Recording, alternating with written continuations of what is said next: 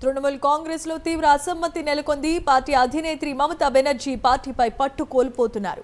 Assembly ఎన్నికల ఫలితాల ఎదురు దెబ్బ తర్వాత నుంచి ఆమె మేనల్లుడైన అభిషేక్ బెనర్జీపై ఇంతకాలం నెలకొని ఉన్న అసంతృప్తిని నేతలు వెళ్లగక్కుతూ ఉండటంతో ఈ పరిస్థితి ఎదురైంది. తాజాగా అభిషేక్ పై తృణమూల్ ఎంపీ కళ్యాణ్ బెనర్జీ తీవ్రమైన విమర్శలు గుప్పించారు.